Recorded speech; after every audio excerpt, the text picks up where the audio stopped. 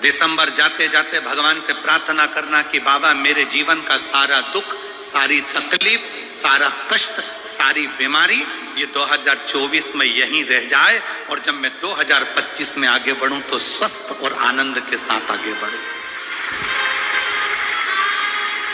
मेरे सारे दुख 2024 में रह जाए। 2024 की इस कथा के विराम की ओर जब आप जाएं तो भगवान से प्रार्थना कर कर जाएं, भगवान से निवेदन कर कर जाएं,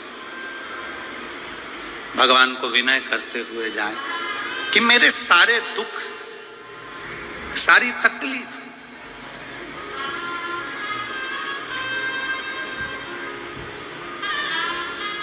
सारे कष्ट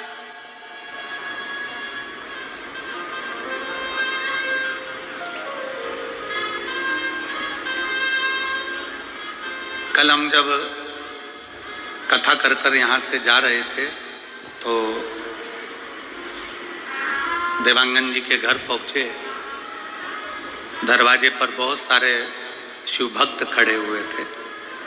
उसमें से किसी एक ने पूछा, गुरुजी हम 2025 की शुरुआत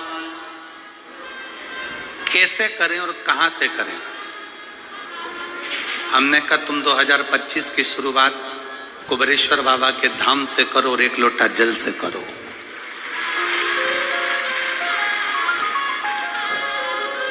एक लोटा जल से तुम्हारे नजदीक में जो शंकर जी का मंदिर है, जाओ शिव को जल चढ़ाओ।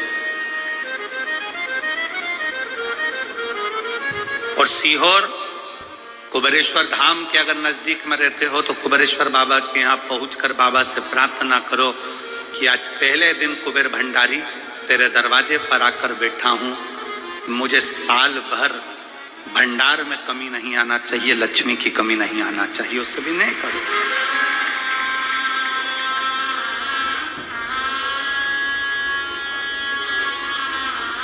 अच्छा लेकर आओ अपने भी। बहुत सारे लोग मिलेंगे बाजार में, जाम मिल रहा है, केला मिल रहा है, आम मिल रहा है, कंकु मिल रहा है, चावल मिल रहा है, रोली मिल रही, मोली मिल रही, लच्छा मिल रहा, कंठी मिल रही, कुंडल मिल रहा है, पूरा बाजार भरा पड़ा। आप यहां से निकलोगे पूरी रोड पे दुकान ही दुकान मिलेगी। उसी तरह पूरा बाजार भरा पड़ा है। कोई महाराज मिलेगा आपसे कह देगा कि तेरा घर बेकार है, कोई कह देगा तुमसे ये बेकार है, कोई कह देगा तुमसे वो बेकार है, कोई कह देगा तुमसे तुम्हारी फैक्ट्री बेकार है, तुम्हारी दुकान बेकार है। और हमने सोच लिया कि ये बेकार है, बेकार है, बेकार है, और एक दिन वो पूरी ढल हो जाती है। आप अच्छे हो, आपकी दुकान अच्छी है, आपका घर अच्छा है, कोई माई का लाल कह दे कि तेरी दुकान बेकार है तो कह देना मेरी दुकान से बढ़िया कोई चीज नहीं है। आप जितना अच्छा सोचोगे वो दुकान उतना फल देना प्रारंभ कर देगी, वो उतना सुख देना प्रारंभ कर देगी। पर हमारी आदत पड़ी है ना, कई लोगों की आदत होती है, कोई भी आया हाथ लेकर खोज गए, महाराज जी मेरा भाग्य देखकर बता दो मेरी किस्मत में क्या लिखा है। अगर महाराज जी हाथ देखकर बता देते किस्मत में क्या लिखा है तो शिव महापुराण की कथा कहती है महाराज जी तुम्हारे दरवाजे पे आती काय को। हाथ किसी को दिखाओ मत, उस हाथ में एक लोटा जल पकड़ो और अपने शंकर के मंदिर में जाकर चढ़ाना प्रारंभ करो। हाथ सही हो जाएगा, किस्मत सही हो जाएगी, भाग्य सही हो जाएगा।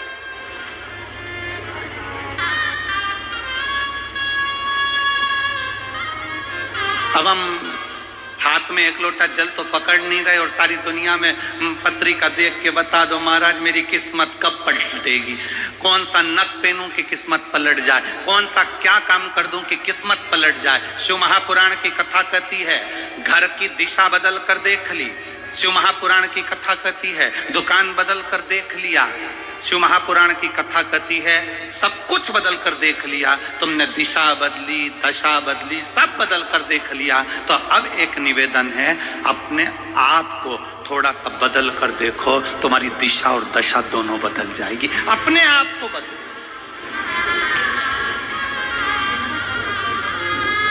अपनी स्वयं को बदलने का प्रयास करो। गायत्री परिवार वाले कहते हैं महाराज जी, गायत्री परिवार वाले चिल्ला चिल्ला कर कहते हैं हम सुधरेंगे, जम के बोलो जरा, क्या सुधरेगा? युग सुधरेगा। हम बदलेंगे, युग बदलेगा। पहले बदलना किसको पड़ेगा? अपने आप।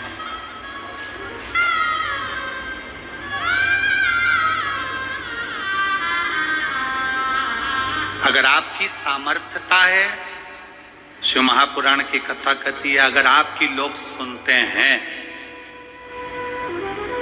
आपकी सामर्थ्यता है, लोग अगर आपकी सुनते हैं और आप में अगर बल है, तो अपने देश को अच्छा बनाने का प्रयास करो, देश को बदलने का प्रयास करो।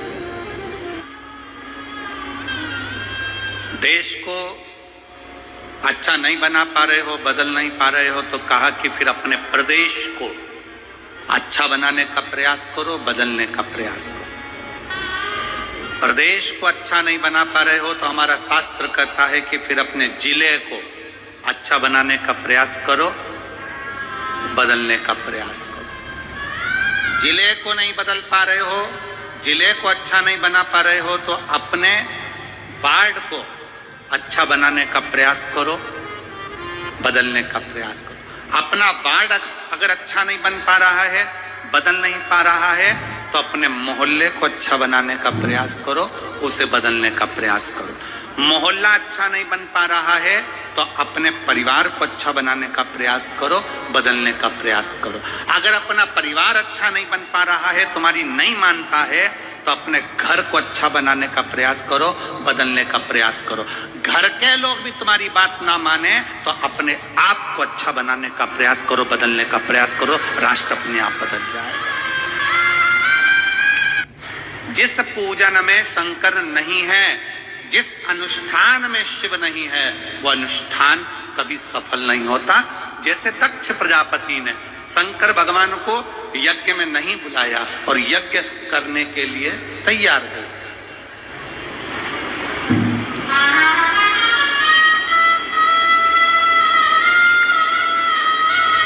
यज्ञ हो रहा है, शिव जी को आमंत्रित नहीं करा, सती मैया को कोई निमंत्रण नहीं, शंकर भगवान को कोई निमंत्रण नहीं, यज्ञ प्रारंभ है। अब आप खुद देख लीजिए, उस जिस यज्ञ में शंकर की आहुति नहीं, जिस यज्ञ में शंकर का स्थान नहीं, जिस मंत्र में भगवान शंकर की स्तुति नहीं, जिस पूजन में शंकर भगवान का नाम नहीं, जिस माला में शंकर का नाम नहीं, समझ लेना कि वो ना मंत्र, ना माला, ना पूजा कोई सफल नहीं होती। पूजन में शिव का नाम होना जरूरी है। माला किसी की भी जपो, एक बार मुख से श्री शिवाय नमस्तुभ्यम, नमः शिवाय, ओम नमः शिवाय बोलना जरूरी है। महामृत्युंजय शंकर को याद करना जरूरी है। तो समझो कि तुमने जो माला जपी वो सफल हो गई, तुमने जो पूजन करी वो सफल हो गई। शंकर के नाम के बिना, शंकर की पूजन के बिना, शंकर की स्तुति के बिना, शंकर के नाम उच्चारण के बिना तुम्हारा पूजा निष्फल है, उस पूजा का कोई फल नहीं।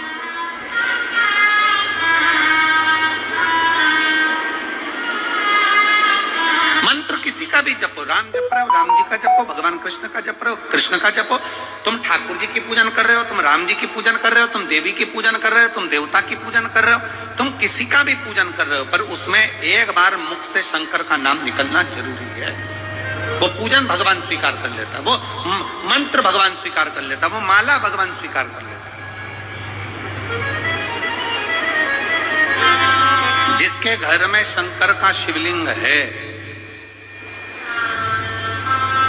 कितने शिव भक्त बैठे हैं जिनके घर में छोटा काय का भी शिवलिंग हो, पाषाण का, लकड़ी का, चीनी का, पत्थर का, कांच का, काय का भी शिवलिंग हो। घर में शिवलिंग किस किस के हाथ उठाओ जरा, सबके है, रखो। साधु का है, साधु का रखो, होना चाहिए।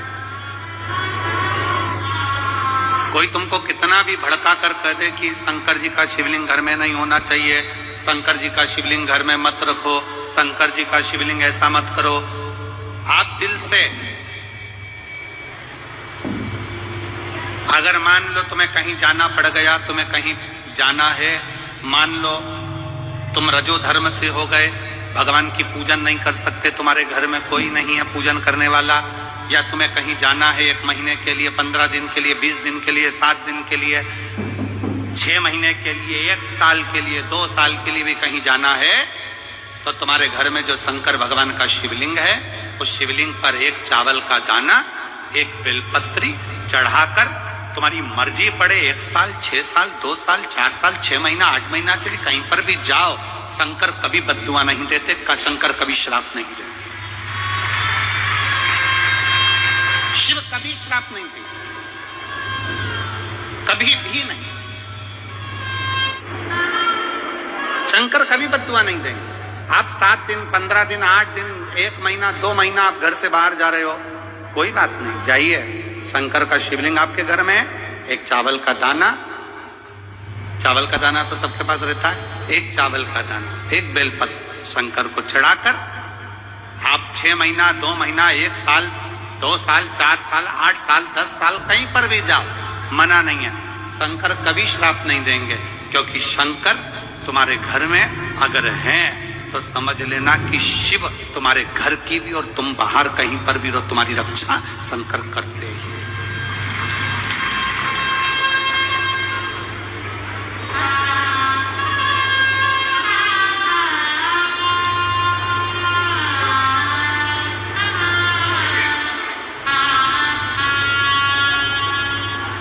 शिव रक्षा करते हैं।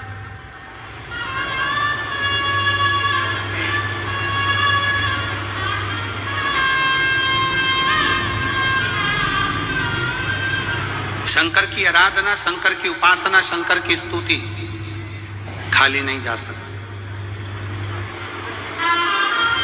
स्वयं काल भी, स्वयं काल भी, यमराज भी अपने दूतों से कह देते हैं कि जिसके गले में रुद्राक्ष पड़ा हुआ है, जिसके गले में रुद्राक्ष की माला है, यमराज कहते हैं उसको लाने से पहले शंकर की आज्ञा लेना, क्या मैं इसको लेकर जा सकता हूं? अगर शिव की आज्ञा नहीं है तो उसको छोड़ कर आओ, उसको छोड़ दो।